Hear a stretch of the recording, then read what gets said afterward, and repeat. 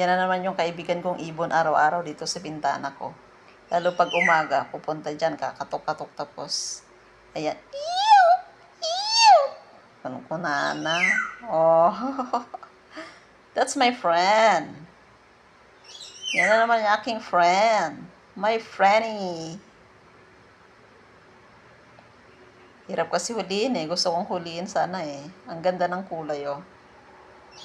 Ang cute. Ang cute-cute. Ang cute ng kaibigan kong ibon. Op, op.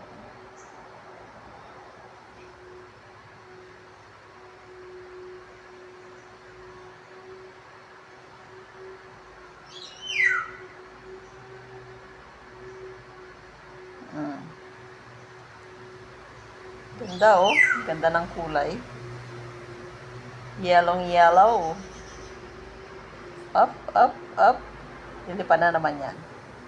Lilipad yan tapos mamaya babalik na naman. Ganun. Lagi yan bumabalik dito. Lalo na pag umaga.